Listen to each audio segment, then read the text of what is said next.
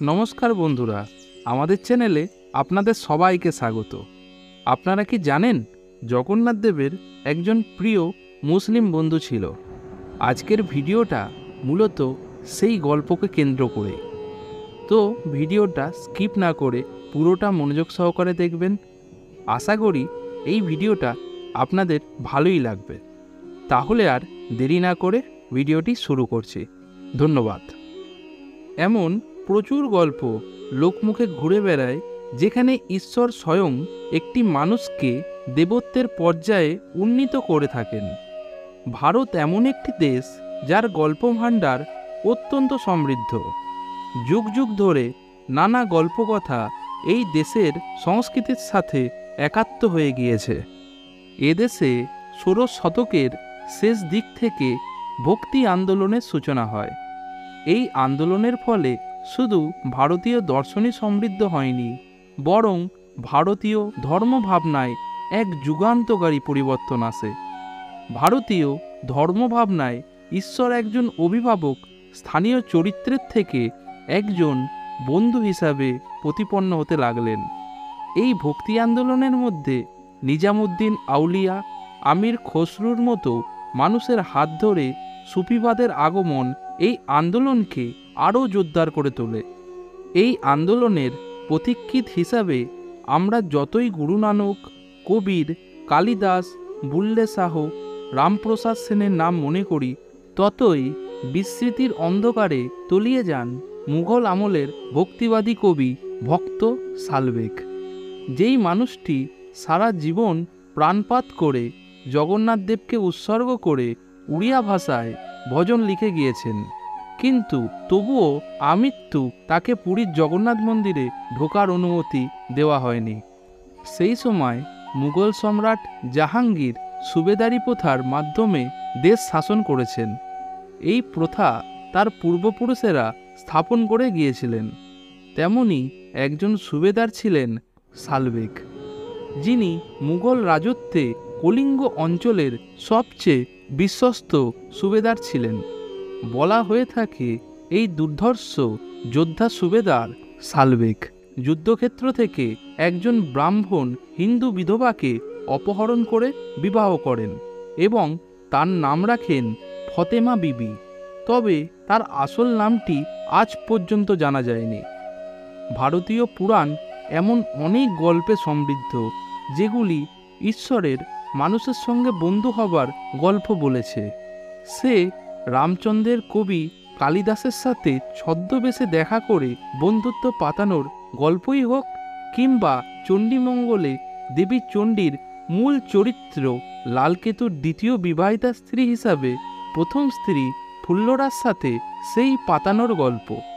যদিও এই গল্পের সত্যতা নিয়ে তর্ক বিতর্ক ভিত্তিহীন, তবুও এই গল্পগুলি চিরকাল ভারতের ঈশ্বর ও মানুষের মধ্যে অবস্থিত ক্ষীণ রেখাটি ঘুচিয়ে দিতে সহায়ক হয়েছে।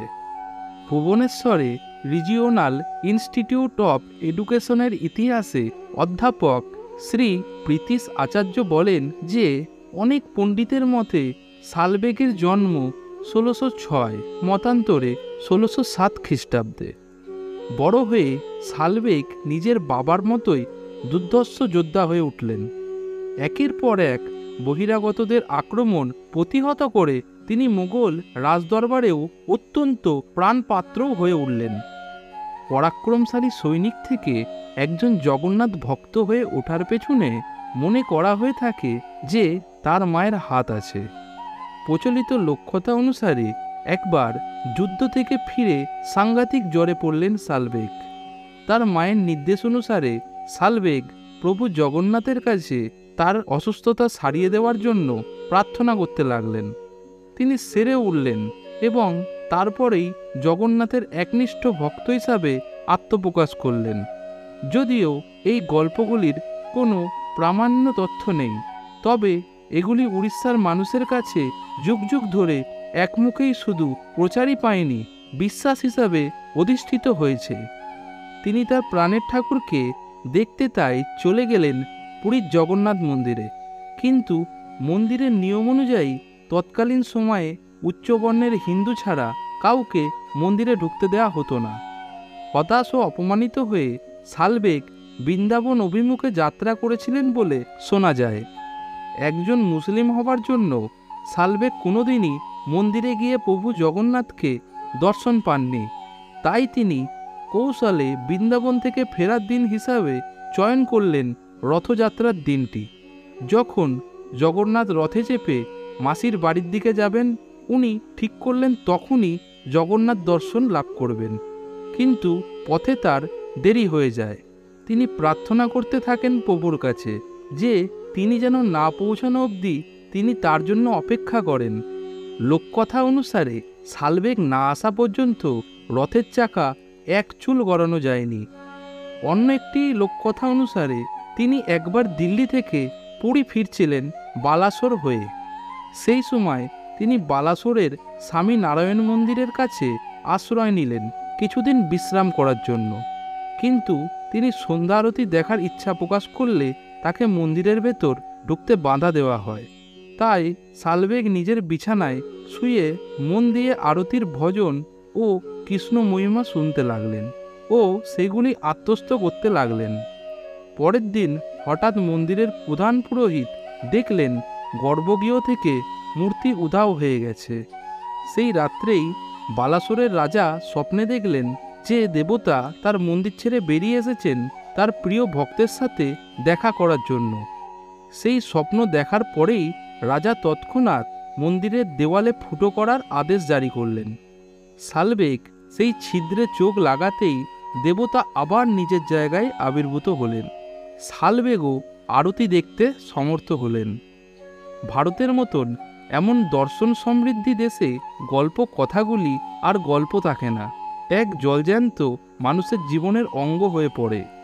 শালবেগেরও জীবনও এই রকম নানান গল্পকথার মাধ্যমে অলঙ্কিত হয়েছে। এই ঘটনাগুলি এক সাধারণ মানুষকে দেবত্বে উন্নীত করতে যে বিরাট পরিমাণে অবদান রেখেছে তা বলাই বাহুল্য। ভিন ধর্মে জন্ম তার ভক্ত সাধনার মাঝে কখনোই অন্তরায় হয়ে উঠতে পারেনি। তিনি একজন মুসলিম কবি হয়েও একের পর এক ভজন লিখে গেছেন তার প্রিয় প্রভুর জন্য, যিনি প্রভুর চেয়েও বেশি একজন বন্ধু। মজার ঘটনা এই যে ওড়িয়া লোককথাগুলি শালবেগকে প্রধান ভক্তের আসনে বসিয়ে পরোক্ষভাবে কিন্তু মন্দিরের এই রীতি রেওয়াজগুলির সমালোচনাও করে থাকে। একজন ভক্ত যে সারা জীবন তার প্রভুর মন্দিরে প্রবেশ করতে পারেনি, এই গল্পগুলিতে বারবার তা সমবেদনার সুরে ধ্বনিত হয়ে থাকে। ভারতের ধর্মীয় গল্পগুলি যে ধর্মের বেলাজাল পেরিয়ে আত্মসমালোচনা করেও বিখ্যাত হয়েছে, এটি তার উৎকৃষ্ট প্রমাণ। দুঃখের কথা এই যে শালবেগের বেশিরভাগ লেখা সময়ের আবর্ত পেরিয়ে আর আমাদের মধ্যে সংরক্ষিত হয়ে থাকতে পারেনি। শোনা যায় তিনি মৃত্যুর আগে বলেছিলেন, যদি আমার ভক্তির জোর থাকে প্রভু আমার মৃত্যুর পর আমার কবরে আসবেন। শালবেগকে মৃত্যুর পর জগন্নাথ মন্দির ও গুন্ডিচা মন্দির অর্থাৎ জগন্নাথের মাসির বাড়ির মাঝে কবর দেওয়া হয়। বর্তমানে এই কবরটি পুরীর গ্র্যান্ড রোডের উপরে পড়ে, যেখান দিয়ে রথযাত্রা যায়। শালবেগের মৃত্যুর পর হঠাৎ রথযাত্রার সময় রথের চাকা শালবেগের কবরের সামনে আটকে যায়। শত চেষ্টা করার পরেও তাকে সরানো না গেলে তৎকালীন উৎকল রাজ্যের হিন্দু রাজা সবাইকে শালবেগের নামে জয়ধ্বনি দিতে আদেশ দেন। জয়ধ্বনি উঠতেই আবার গড়ালো রথের চাকা। এই রীতি আজ অবধি পালন করা হয় রথযাত্রার সময়। এইভাবে স্বয়ং ভগবান তার বন্ধুকে অমর করে দিয়ে গেলেন। তো বন্ধুরা, এই ছিল আজকের ভিডিও। এই ভিডিওটি আপনাদের কেমন লাগলো তা নিচের কমেন্ট বক্সে জানাতে একদমই ভুলবেন না। আর ভিডিওটিতে একটি লাইক করে দেবেন আর আপনার বন্ধুবান্ধবের মধ্যে শেয়ার করে দেবেন। ভিডিওটিতে শেষ পর্যন্ত থাকার জন্য আপনাদের সবাইকে অসংখ্য ধন্যবাদ। সবাই ভালো থাকবেন, সুস্থ থাকবেন।